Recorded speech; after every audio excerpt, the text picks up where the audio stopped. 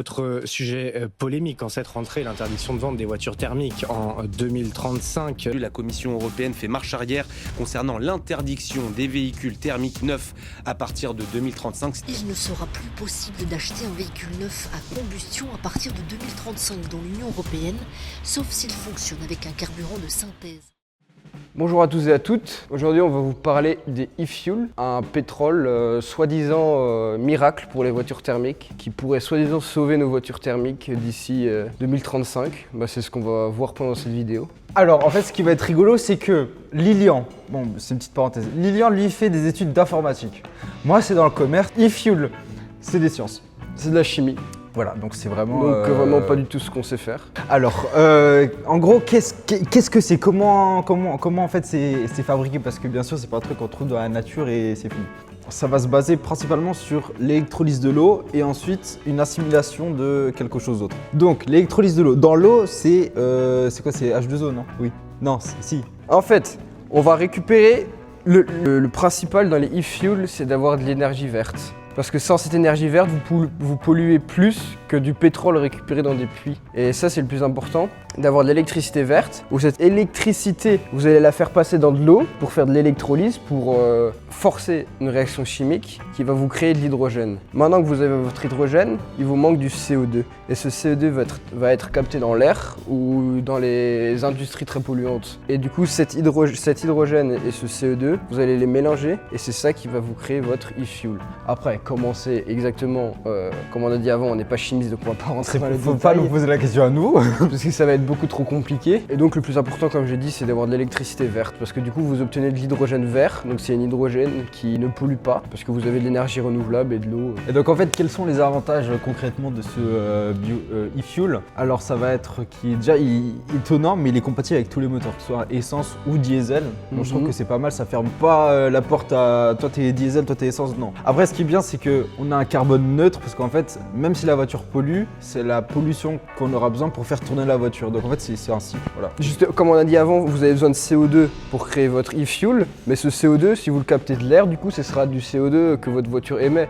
Donc vous récupérez ce CO2 pour en quelque sorte à nouveau l'injecter dans le moteur pour le faire tourner. Et donc c'est pas forcément que pour la voiture, mais il y a aussi la marine et l'aviation qui peut aussi l'utiliser. Donc en fait c'est pas fermé juste à l'automobile, mais ça va permettre en fait de beaucoup moins polluer si c'est mis au jour sur plein d'autres secteurs. En fait, si vous voulez, la réaction de l'hydrogène et du CO2, ça va vous créer du pétrole. Et après vous faites comme du pétrole que vous trouvez dans des puits. Donc vous pouvez créer du kérosène pour les avions. La Formule 1 en 2026, oui, c'est 100% e-fuel. Et aussi du coup pour les voitures vintage, par exemple pour les voitures qui polluent le plus, ça peut être une option justement. Et donc il n'y aura plus forcément de dépendance au pétrole, surtout en ce moment en période de crise avec tout ce qui est pétrole, quoi. Ensuite on va voir les limites du e-fuel parce que forcément il y en a pour l'instant. Comme c'est un moteur thermique, c'est comme votre moteur que vous avez dans votre voiture essence diesel, vous avez un rendement très faible de 15%, contrairement à une voiture électrique qui a un rendement de 80%. Donc si vous voulez, quand vous faites votre plein, vous avez que 15% de votre essence ou de diesel qui est vraiment utilisé pour faire avancer votre voiture. Alors qu'une voiture électrique, vous utilisez 80% de l'énergie que vous mettez dedans. Et ce faible rendement, c'est dû à tout ce qui est friction dans le moteur, toute la chauffe du moteur, c'est d'énergie perdue. Actuellement, les prix, c'est difficile à croire, mais c'est pire que l'essence.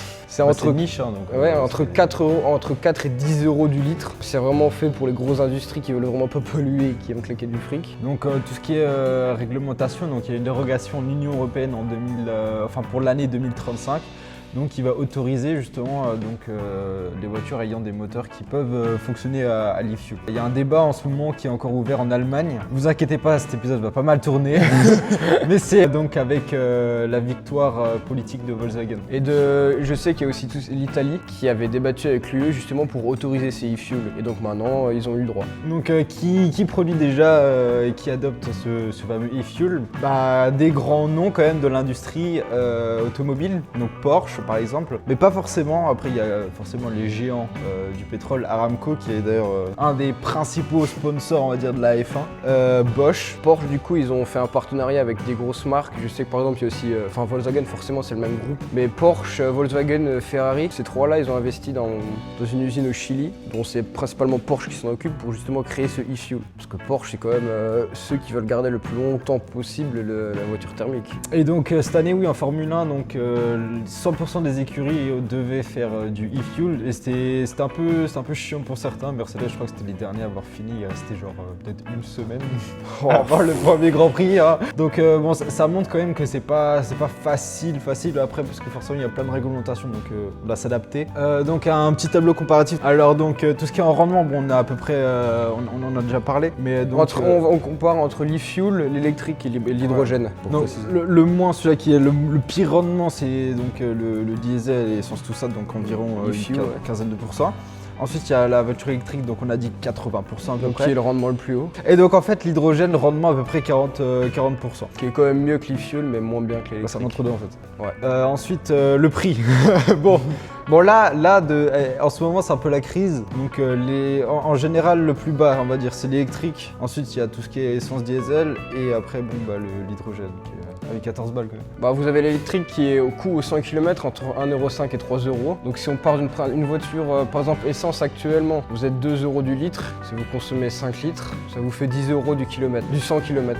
Ensuite, donc en termes d'infrastructure, donc il y a toujours une pompe à côté de chez vous, essence, diesel. Et après l'électrique, ça commence de plus en plus, il y a des bornes, même dans les petits villages, ça commence à venir doucement, mais ça vient. Après, donc l'hydrogène, là, c'est très rare. Et l'avantage du e-fuel, c'est que, étant donné que c'est comme de l'essence que vous mettez dans votre voiture, tout ce qui est pompe à essence, tout ça, c'est compatible avec. Il n'y a pas besoin de faire de changement, c'est la même chose. Donc si vous voulez, votre infrastructure pour l'e-fuel est déjà entièrement présente sur tout le territoire. Ensuite, on va vous parler des émissions de CO2. Pour l'e-fuel, comme on a dit, si c'est de l'électricité verte, par exemple, tout ce qui est éolien, barrage, centrale nucléaire, c'est de l'électricité c'est vert, donc vous polluez pas avec votre e-fuel. Voiture électrique, pendant la charge, forcément, si vous avez un réseau vert, c'est quasi nul. Vous avez juste la création de la batterie qui est de moins en moins polluant. Et l'hydrogène, si c'est de l'hydrogène vert, c'est neutre. Par contre, si c'est par exemple de l'électricité, de l'hydrogène fait avec des usines de centrales électriques au charbon, là, c'est pas le même niveau de pollution. Là, on est au summum. Hein. Ensuite, donc tout ce qui est recharge, faire le plein. Donc e-fuel, comme on a dit, c'est comme une voiture essence. Ça vous prend 3 minutes. Voiture électrique, on est entre, on va dire, dans les plus rapides 15, mais dans les plus longs 45 minutes, donc entre 15 et 45 minutes, ça dépend de votre voiture. Et après l'hydrogène, en fait, c'est pareil, hein, c'est sous pression, donc c'est comme de l'essence, vous branchez, ça vous prend 5 minutes. Après, en termes d'autonomie, e-fuel 800 km, comme de l'essence ou du diesel. Voiture électrique, les minimums, on va dire entre 300 et 600 km sur autoroute. Maintenant, ça commence à devenir de plus en plus élevé, comme on voit Mercedes, ou BM, ou Volvo qui font des 800 km d'autonomie, même 900 avec la nouvelle i3. Et l'hydrogène, on est entre 600 et 800 km. Donc c'est un peu plus que l'électrique, mais c'est quand même moins que le e-fuel. Donc en conclusion et en opinion, moi personnellement, je pense que ça peut être sympa si c'est quelque chose qui permet de garder à la fois tout ce qui est moteur thermique et voiture thermique, parce que tout le monde n'a pas forcément le budget et les moyens et les ressources de passer à l'électrique. Et ensuite, ça permet aussi de moins polluer. Donc pourquoi pas, après avoir, parce que ça coûte... c'est pas gratuit, hein. Mais l'idée, personnellement, moi je vais être... C'est vrai que de mon point de vue, ça peut être une bonne chose. Il faut juste que ça se démocratise un peu plus, que ça coûte moins cher, parce que c'est ça le plus gros problème actuellement du e-fuel, c'est le prix. Donc on vous invite aussi à mettre en commentaire ce que vous pensez du e-fuel. C'est quelque chose de vachement niche. J'en ai parlé à Nicolas, il m'a dit c'est quoi cette merde. Qu'est-ce que c'est? Et aussi, il m'a dit, quand je lui ai expliqué ce que c'était, il m'a dit que c'est pareil que du E85. Sauf que le E85, c'est à base de plantes. Oui, tout ce qui est betterave, des trucs comme ça. Et le problème du E85, c'est que vous avez besoin de prendre des champs pour faire votre E85. Et ce qui fait que tous ces champs ne seront plus utilisés pour nous nourrir, par exemple. Et donc c'est un peu une... Alors certes, les agriculteurs sont du fric là-dessus, mais du coup, on n'a plus assez... Les champs sont utilisés pour faire de l'essence. Dites-nous si vous connaissez ce que c'était. Pensez à mettre un petit like, à vous abonner. Petit partage. Puis si vous êtes une connaissance qui regarde par hasard nos vidéos, n'hésitez pas à rentrer en contact avec nous et puis on vous accueillera les bras ouverts, bien sûr. À la prochaine pour une nouvelle vidéo. Et restez responsables sur la route surtout.